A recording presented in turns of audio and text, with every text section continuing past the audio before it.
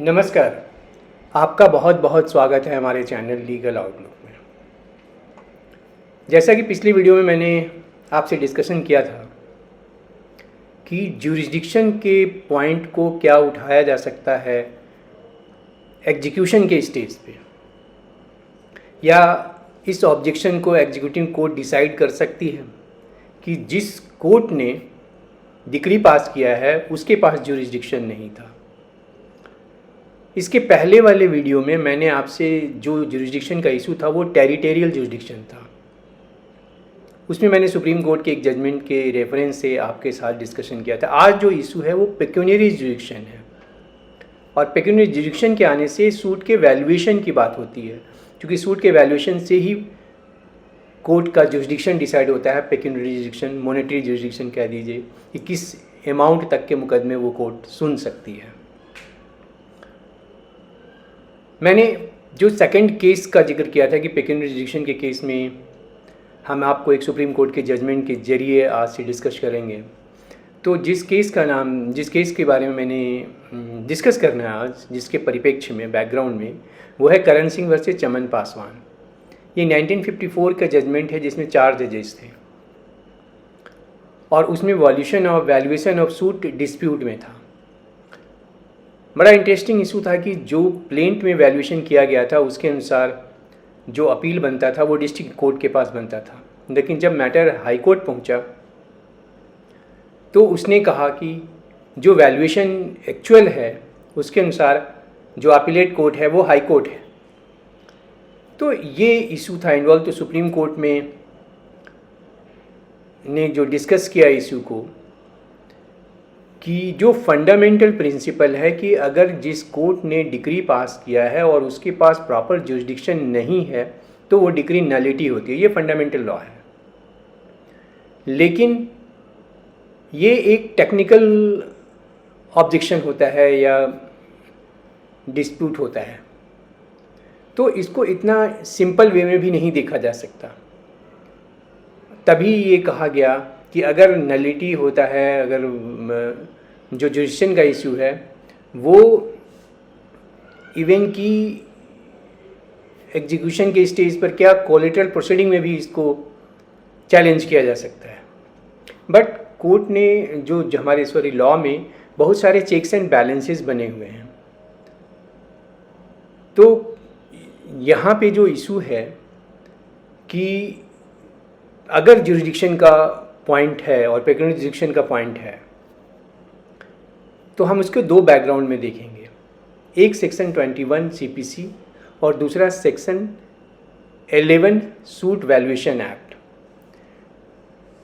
Section 21 कहता है कि जो भी टेरिटोरियल ज्यूरिसडिक्शन का है या प्लेस ऑफ किस जगह पे मुकदमा होगा वो अपीलेट और रिविजनल स्टेज पे नहीं उठाया जा सकता जब तक कि जस्टिस के फेलियर की बात ना हो कि अन्याय हो रहा है और इसकी वजह से बहुत सीरियस प्रिजुडिस कॉज हो रहा है किसी एक पार्टी को।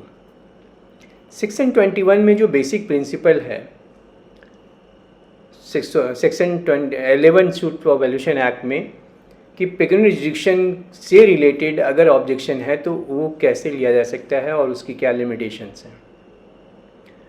क्योंकि जब भी सूट कोई फाइल करता है तो सूट का वैल्यूएशन होता है, लेकिन बहुत सारे केसेस में हम ये देखते हैं कि सूट को या तो अंडर वैल्यू कर दिया जाता है या ओवर वैल्यू कर दिया जाता है प्लेंटिफ के द्वारा, ताकि वो एक पर्टिकुलर फोरम पे उसको फाइल कर सके, पर्टिकुलर कोर्ट में फाइल कर सके।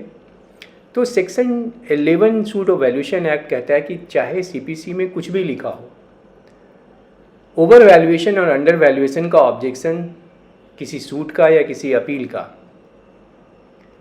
अपीलेट कोर्ट में इंटरटेन नहीं करेगी। इसके 2 उसने एक्सेप्शंस क्रिएट किए हैं जो आपको जानना जरूरी है। पहला कि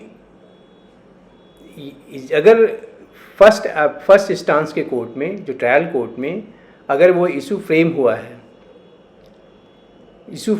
है और इशू को रिकॉर्ड किया गया है, तो सुन सकती है, क्योंकि at the first stage objection लिया गया टेरिटोरियल जुरिडिक्शन का कोर्ट का।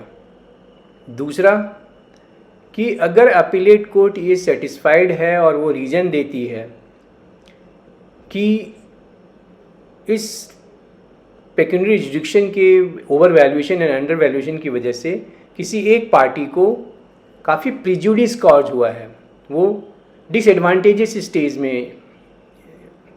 स्टेट में आ गया है, तो फिर वो उसको कंसीडर कर सकती है अपीलेट स्टेज पे भी और डिस्पोज कर सकती है। तो इस बैकग्राउंड में section 11 suit for valuation act के बैकग्राउंड में सुप्रीम कोर्ट ने इस केस में, पासवान वाले केस में जिसका मैं जिक्र कर रहा हूँ, उसको कहा कि जब भी जुरिडिक्शन को चैलेंज किया जाता है और अगर टेरिटोरियल है तो वो उसके किसी भी केस के रूट में नहीं जाता, तो इसलिए उसको अपीलेट स्टेज पर अगर नीचे नहीं लिया गया है उस ऑब्जेक्शन को, तो अपीलेट स्टेज में नहीं लिया जा सकता। वहीं पे पेक्यूनियरी जुरिडिक्शन की बात जहाँ तक आई तो कोर्ट ने ये कहा कि नहीं, ये रूट में जाता है, क्योंकि अगर वैल्यूएशन प्रॉपर होगा तो वो जिस कोर्ट में जाना चाहिए उस कोर्ट में जाएगा। लेकिन अगर प्लेंट में वैल्यूएशन ओवर वैल्यूएशन कर दिया गया है या अंडर वैल्यूएशन कर दिया गया, तो प्रॉपर कोर्ट जिस कोर्ट में जाना चाहिए उसमें न जाकर वो किसी और कोर्ट में चला जाता है। तो इससे दूसरे पार्टी को एक सीरियस प्रिजुडिस कॉज होता है। जैसे कि आपने वैल्यूएशन अगर ज़्यादा कर दिया और जो मुकदमा सिविल जज के पास जाना चाहिए था, वहाँ ट्रायल होना चाहिए था, वो वहाँ नहीं होकर डिस्ट्रिक्ट जज के पास गया, तो उसकी अपील चली जाएगी हाई कोर्ट। तो अगर वो सिविल जज के पास जाता तो इसकी अपील जाती है डिस्ट्रिक्ट जज के पास। तो एक जो बीच का फोरम है अपील का वो ख़त्म हो जाता है अगर सूट का ओवर वैल्यूएशन किया हुआ है। इसी नज़र से हम देखते हैं जब वो अंडर वैल्यूएशन किया जाता है। तो इस बैकग्राउंड में कोर्ट ने ये कहा कि जो वैल्यूएशन सूट का है वो एक इसेंशियल एस्पेक्ट है और उसकी वजह से जुरिडिक्शन अगर गलत कोर्ट के पास चला गया है तो ये सीरियस प्रिजुडिस कॉज करता है और ये किसी भी स्टेज पर इस ऑब्जेक्शन को उठाया जा सकता है। तो ये इस कोर्ट की फाइंडिंग थी। अब मैं अगले वीडियो में वीडियोज़ को छोटा रख रहा हूँ जानकर कि आप सुने इसको, और कई बार दोबारा सुनना पड़ता है तब भी सुने। अब एक थर्ड केस का जिक्र करूँगा, वो भी बड़ा इम्पॉर्टेंट केस है, 1962 का केस है, हीरालाल वर्सेस कालीनाथ का। वो भी जुरिडिक्शन से रिलेटेड ही है। तो पहले वीडियो में मैंने जो डिस्कस किया वो टेरिटोरियल जुरिडिक्शन का था। इस वीडियो में जो मैंने जिक्र किया वो पेक्यूनियरी जुरिडिक्शन का था। तो इस सिलसिला को आगे बढ़ाएंगे। हमने एग्जीक्यूशन रिलेटेड सीरीज़ बना रहे हैं तो बहुत सारे सवाल आते हैं, उसमें मैं सॉर्ट आउट करके फिर रिसर्च करके किसी जजमेंट के बैकग्राउंड में उनको डिस्कस करता हूँ। आपके पास भी अगर कोई सवाल है तो ज़रूर शेयर कीजिए। I will be very happy to discuss. इससे मेरा भी नॉलेज बढ़ता है। तो मैं आपका आभारी हूँ इस चीज़ को लेकर कि आपने इस वीडियो सीरीज़ को अप्रिशिएट किया और हमारे और भी जो वीडियोस हैं डिफरेंट एस्पेक्ट पर आप उसको देखते हैं और हमसे इंटरेक्ट करते हैं, बहुत सारे सवाल भेजते हैं।